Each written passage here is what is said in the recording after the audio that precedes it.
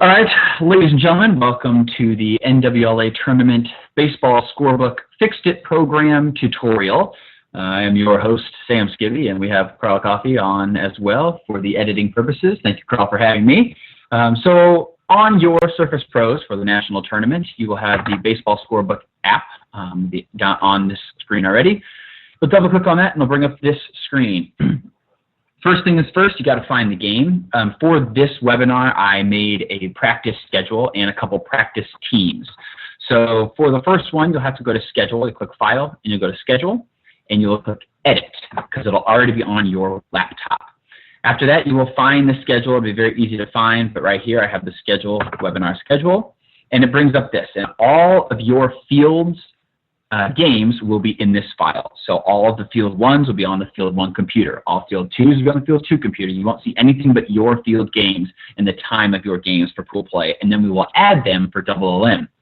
Now, so I did a game earlier just to test this out and make sure it works, but I have the same game here. The next game in the system, you would highlight over it, and it's already filled in. You have the home team already given for you, the visiting team already given for you, the field number, time, date, everything like that. Then you're going to, since it's highlighted, you'll click the Start button right here. A very important part of this is setting the lineups. So what will happen is the umpires will get a copy of the lineup card as well as the scorekeeper, which is you. So you will have to take that lineup card and set your lineups. So let's set the home team first. We go to Edit Team here, and then you go to Edit Roster. So it's very important that you do this for all the teams. You have to do this for every game because the lineups will change. So I have some players in here that I just put randomly. And the first, let's say, Gus Skibbe is going to be our first batter. And here's what needs to happen to put him in. You'll notice your lineup is empty. Your field is empty for the positions. So here's how you do it. You highlight over the player. After you highlight the player, you go to their position, the position that they're going to play. So we're going to put Gus in left field. There has to be a person in left, a person in right, and a person pitching. After that, after you do the position, you put them in the batting order where they need to go. Since Gus is leading off, he'll be the first in the batting order. This next part is very, very important. You never click Add a Player. If you add a player, it will throw off our stat system. It happened in regionals a few different times. People added players, added more people to it, and it messed up the rosters. Instead, you have to put Update Player. It updates Gus Skibbe from this screen and puts him into the current lineup, like this. So now you have a left fielder with an X, and then you also have Gus Skibbe first in the lineup. Now let's just fill in the rest of these randomly. Let's have Tyler Flackney in right field, batting second. Boom, he's there. Somebody's in right field. Good. Let's have Zach Artem pitching, batting third. Update player. Let's have Sam Skibbe. After that, there's only 3 positions, so the next position that you can have is an extra hitter. You would scroll down till you find extra hitter.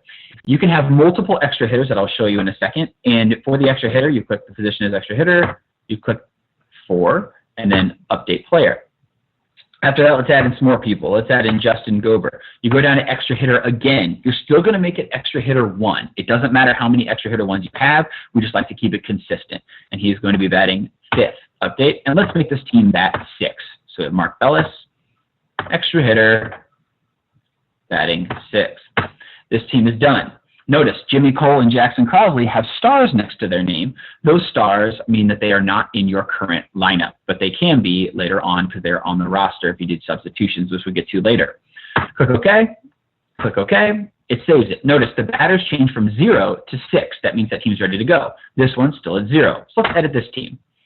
What we're going to work on next is I'm going to show you how to implement a DH, a designated hitter, into this. Now this year for the tournament, a designated hitter isn't just for the pitcher. It can also be for any other position, left fielder or right fielder. So let's practice this. But let's do it with the pitcher just because that's the most common thing.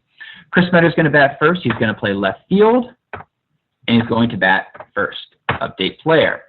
Then let's put in Scott Poley for a right field. Oh, I'm sorry. Let me rephrase that. Let's put Spencer Boga, since he's next in line. Let's make him our pitcher. Let's make him our pitcher, but he doesn't want to bat. He wants to focus just on his pitching. So he is going to be a pitcher here, and you're not going to put him in your batting order. It's going to stay at 0. When you click Update Player, you'll notice an X will pop up here, and he will not pop up in the current lineup. Boom. After that, let's bring in Scott Pulley, who's going to be the designated hitter. He's not going to play the field. He's not going to pitch. He's going to be the designated hitter for Spencer. So he's going to bat for Spencer. You have to put a designated hitter here, and then you put him second in your lineup. Number 2, click Update Player. This is the next important thing. You see this as DH here. You put a DH here. That's fantastic. But if you do not do this next step for a designated hitter, it will throw off the stats again, and we will have to redo the game. So please don't make me do that. Here's how you set a designated hitter. First, you take this under here, this box where it says designated hitter. You can have 1 per game. So you click on the DH. It's already Scott Pulley listed there for you. It's going to say bats for. There's a lot of people that are still in your roster. Who's he going to bat for? He's going to bat for Spencer Bogat because Spencer is the pitcher. So after that, you go to Update Player, and then boom, it updates it automatically. Ty Butler is going to come into play right field. Boop, boop, batting third, Update Player. Let's add in Brett Spencer, extra hitter, batting fourth. Update Player. This team's only going to bat 4. Boom. Kevin Pulley, Blake Spencer, Patrick Gotti are all available if needed. You click OK.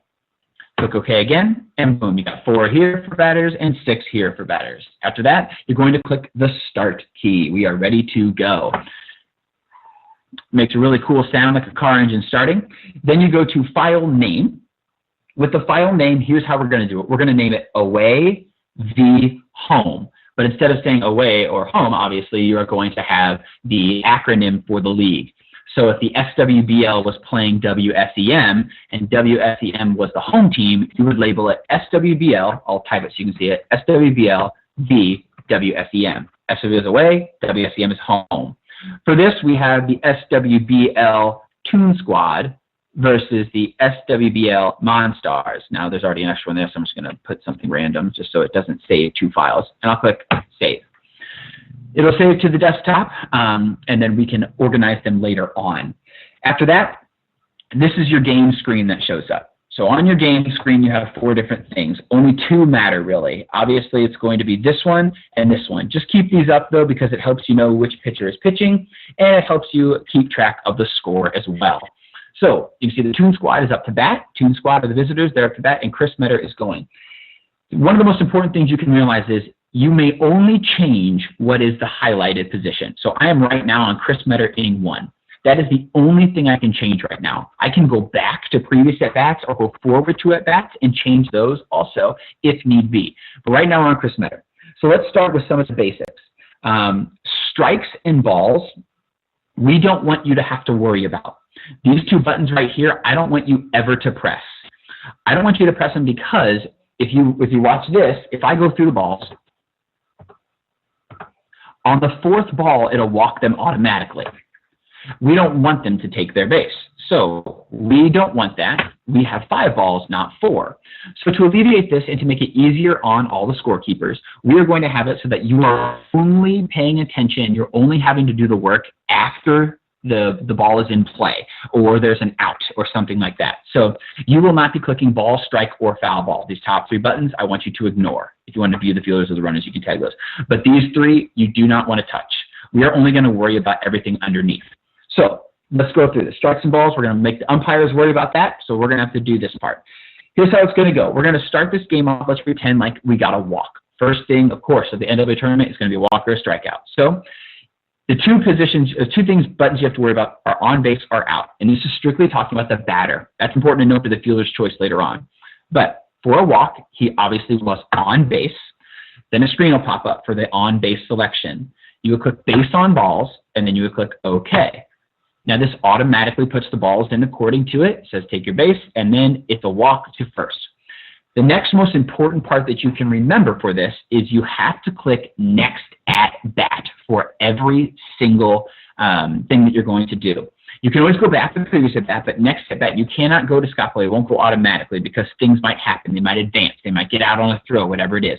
So you have to physically push next at bat to go to the next one. You notice it's now Scott Pulley highlighted. Chris Metter goes on first base, and they start to move. Now, let's say that the next most popular thing to do in this tournament is to strike out. So Scott Pulley is going to come up. You click the out button this time. If he gets out, the umpires will call the strikes. They'll keep track of it. And then you would click swinging strikeout or looking strikeout if they look, and you click OK. Notice the out button comes up here, or the out circle is here, and there's one out. He got out. Go to next at bat. After you go to next at bat, you get to Ty Butler as the next batter. Now let's go to a hit. I'm going to go through every single thing that you can possibly do in the next 2 innings. We're doing a 2-inning game here. An on base is going to be a single. So you click on base, you click on single, you press OK. A screen will pop up that has Chris Metter goes to where. So this is the runner on first. Where does he go? Well, he obviously goes to second base. Everybody's safe. It won't move to second base until you click next at bat. Boom. So now we have a runner on first and a runner on second. Brett Spencer is up. Let's go to a pop-up or a flyout, as we like to say, because we want them to be consistent. So if somebody pops it into the air, pop out, fly out, doesn't matter. You'll click out, and we are going to go with fly out. Don't click pop out. We are going to click fly out for this. So make sure every single time it goes in the air, we are clicking fly out. You click fly out. Here's how the fielding section works. You click OK, it brings up a fielder. This says who fielded the ball. You have your left fielder, your right fielder, and your pitcher. My boy Brett always seems to hit it to the opposite way. So he's a right-handed hitter, so he always hits it to right field. It seems like it goes opposite. So we're going to click on this one. It pops up as the right fielder fielded it. You press OK. The pop-up, where's Chris Metter go? He stays there. Where's Ty Butler go? He stays there. They did not advance on the shallow pop-up. Go to next at bat. Oh, look, Chris Metter's up again. So now we have Chris Metter up. Let's say Chris gets a double. But on the double, Ty Butler tries to stretch from first and tries to go home. So I'm going to show you how Chris would get a double. So he would be on base. You click double. You click OK. Where does Chris Metter go? Well, he easily scores. Ty Butler, though, got tagged out. It was a ball hit to the wall. He gets tagged out, so you would click this out button next here. Since he was the one that got out, you click out, and you would say tagged out. After you click tagged out, who fielded it? Well, when Chris hit it, he hit it over here to the right center area. You would click on the right fielder. He fielded the ball. He threw it to the pitcher who ended up tagging Chris. So then you press, after you press this one, it showed up 9. Then you press this one, making it a 9-1 out. Click OK, and boom. If I go to next at bat, you'll notice Ty Butler made the 3rd out of the inning, but on the double, Chris Metter still scored and got his RBI. So now there are 3 outs in the inning, and you would go to next inning. Boom. So we have all those different things. It's important to click next inning. It brings you to the next group. We're at the SWBL Monstars, and they're the home team. Gus Skibbe's up first. Let's do some other basics. Let's do a basic ground out here. So Gus Skibbe, this is going to be that relay again. So Gus gets an out. You click ground out. Click OK. You would touch left fielder to pitcher's poison. Boom. OK. 1 out. Next batter, Tyler Flackney. He's going to hit a triple. Very rare, I know, but we're still going to do it. So on base, triple, OK. Next at bat, Zach Artem comes up. Zach Artem is going to get a single, and he's going to set up the next at bat that we're going to go through. But Zach Artem's going to get a single, and it's going to score Tyler Flackney to tie this game. So on base, gets a single. Where does Tyler Flackney go? Well, he goes home, of course. Next at bat, got an RBI. Sam Skibbe comes up, yours truly, and I'm going to get a fielder's choice. So since there is a runner on first, it's very important on fielder's choice you know exactly who got out because the umpires are watching all the bases. So Zach Artem was caught off guard, was looking at a butterfly next to the base, and he ran a little bit slower. And Sam was hustling out of the box. So I was safe, but the throw beat Zach to second, so Zach is out. So what's going to happen is I'm not out. You can't say Sam Skibbe got out. You have to say Zach Artem got out. Sam Skibbe got on base. So you click on base, and you go to fielder's choice. There's an option here. You click fielder's choice, you click OK. Zach Artem doesn't go anywhere because he got out at second. So you have to go to the out button, click out, and then you would have to say forced out. He was forced out. Who made the play? Well, it was here to pitcher's poison again. So left fielder to the pitcher. You press OK. Bam. Now Sam Skibbe has a fielder's choice, and Zach Artem single, but he got out 7-1 going here. So please make sure you're doing fielder's choices because it affects OBP, it affects your average, it affects a lot of different things that we need to make sure these stats are correct. So please make sure you're using fielder's choices. It is not a ground out. Sam Skibbe did not ground out. Sam Skibbe got a fielder's choice. Zach Artem got out second. Next batter is Justin Gover. Let's do another basic ground out here, and let's do a ground out to the pitcher. So really simple to get the third out. You would go to out, do a ground out, okay, and it was right back to the pitcher. All you have to do is press the 1. It wasn't a relay or anything like that. He grounded out. Even though Sam is on first, we're going to pretend like Sam was really, really fast because I am really, really fast. So I was really fast at second base, and I beat the throw, and Justin did not beat the throw. So the first pitcher got it, so he's an out. And you'll notice, third out, you click next inning, and boom, it automatically goes to the next batter for the next inning. Okay, let's go through some other things here. We're going to do a single. The runner goes to second. Okay, here's what we're going to do next. We're going to do a single for Scott Pulley just to get him on base for the next scenario. He's on first. Good. Now we're going to the next one. Ty Butler's going to ground out, but Scott Pulley made it safely to second first. So it's kind of like that play last inning, but it didn't matter because it was the third out in the inning. But let's pretend like this is a new inning. There's no outs. Scott Pulley was really fast. Ty Butler slipped out of the box. So it was a ground out to the left fielder. So you click an out because Ty was the one that got out. You click ground out, you click OK. Enter the fielders. It went way out here. He threw it to the pitcher, but Scott beat it out the throw to second. Where does Scott go? He goes to second. So now you have a runner on second with 1 out because Ty Butler got a true ground out. Not a fielder's choice because Scott was safe at second. It's a specific ground out for that batter. Ty went to the next batter. You notice I clicked next at bat, and then Brett Spencer is up. Let's go with Brett Spencer here, hitting a home run. It'll go to his head, but let's do it. On base, home run. Makes a really fun sound. It gives him 2 RBIs. You notice Scott Pulley also scored, and then boom, Chris Metter, next batter. Let's say Chris Metter gets a single. Let's do another scenario here. So let's get Chris on base here. He's a singles machine anyway. Next at bat, Scott Pulley. Scott gets a single, but this time we're going to have Chris not just go to second. He's going to advance all the way to third. A very simple thing here that we can do. We have the on base. He got a single. And then where did Chris Metter go? Well, they threw it to, they're trying to get Chris Metter, but Chris Metter says he got to third base.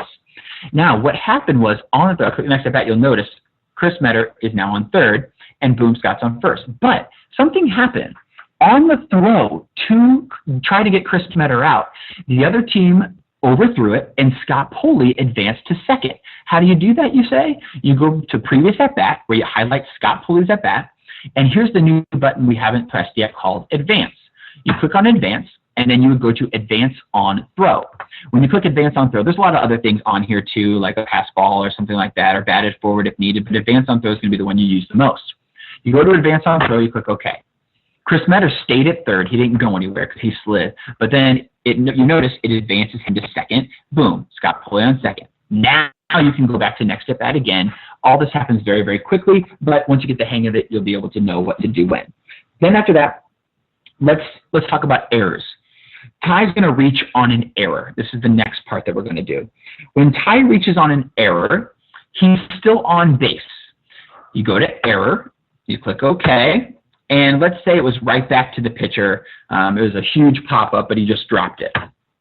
So boom, it goes to a fielding error on the pitcher. Chris Metter stayed at third because it was too shallow. Scott Pulley stayed at second, obviously. And look, Ty's at first with E1. It's not a single, made an error. It is always the statistician's decision on if they want to make an error or not. If you are having trouble deciding, ask the players or ask a manager or ask one of the scoring experts that'll be around. So click on next at bat, goes to Brett Spencer. We have only 1 out in this inning, so let's do a double play to end this inning. So he's going to go into a double play. We're going to have the runner get tagged going to second, and then he's going to throw the pitcher's poise and get double play. So here's what happens. We have Brett Spencer getting out, of course, because he grounded out on the double play. Oh, my fault, everyone. Go to double play because he had a double play opportunity. Double play is an option down here. You click OK. He hit it to the right fielder. The right fielder tagged the person that was running here, and then he threw it to pitcher's poison in time to get the out. You click OK. This says indicate the other player that was out. So we're going to go down to where Ty Butler from first base got tagged. Then you click OK. Now notice, if I go to next at bat, it'll have Ty Butler getting the second out, Brett Spencer getting the third out. That's third out, so you go to next inning. Now, In this inning, the main topic of discussion is going to be a lineup change. So we're going to change the batter first. Let's change Mark Bellis. So Mark, he was sitting out drinking too many beers, and he couldn't go on to bat. So you're going to go up here to lineup change. You click on substitutions. Now he was on SW Monstars, so you click on the Monstars, and we're going to bring somebody else in. So where Mark Bellis is right here, he's the extra hitter. You're going to click here, and we're going to click on Jimmy Cole. Jimmy Cole comes in the game. You click OK. Notice right here it says Jimmy Cole comes in the second inning. Mark Bellis is here in the first inning. Jimmy Cole, second inning, second slot. So Jimmy Cole comes up. Once Jimmy Cole comes in the game, Spencer Bogat, who is the current pitcher right now, gets a little terrified. Jimmy's got Spencer's number. So the other team decides they're going to change their pitcher. So they're going to come in and they're going to do substitutions. They're going to go to the SW Toon Squad. They're the other team. You click OK. Now, Spencer Bogat, the first thing we're going to do is we're just going to change the pitcher, but leave the same DH. That is legal. You can do that. So let's just say they're going to change their pitcher, and Blake Spencer's going to come in to pitch. He comes in to pitch. Scott is still DHing because we haven't moved him from this spot. So he's still DHing, so boom, Blake Spencer's there. Blake gets out there, and let's say he walks the first two guys he sees. So you have on base, walk. Next at bat, Gus Skibbe, a walk. Now they're getting a little nervous. They're like, you know what, Blake, you tried, but we got to bring in somebody new. So with Tyler up, and they're still up by 2 runs, so they want to make sure they get out of this. Go to substitutions again. The Toon Squad makes a change. And now what we're going to do is we're going to change the DH. So Scott is going to I'm sorry about that. You can actually, I wanted to just mention this. You can change the DH. So if Patrick Gotti wanted to be the designated hitter now, you can do that. It's just the DH spot has to stay there. Now, Scott Poley is going to come into pitch, which means you kill the designated hitter spot. Once you lose the DH spot, you cannot bring it back. It has to stay in that slot the whole time. So Scott Poley is going to become the new pitcher. So we lose the DH spot, which means this guy can't be the pitcher, so they have to go to bench. So now Blake Spencer will be on the bench. Nobody will be in that spot. It doesn't matter anyway because these are the 4 batters. So your Chris Meadowy in left, Scott Poley as the pitcher, Ty Butler right field, and Brett Spencer as extra hitter still. Click OK. Changes it all around. Now you see that Scott Poley is the pitcher and the current pitcher, and we have Tyler up. He finally can find it. So that is, and let's say he just mows him down, and we got out. All 3 were strikeout swinging. So boom, next at bat, boom, next at bat, and for the 3rd out, Sam Skibbe, strikeout swinging, boom. Innings over. Let's pretend after that time limit is hit. This is pool play after all. There is a time limit. So we played 2 innings. The visiting team won 3-1.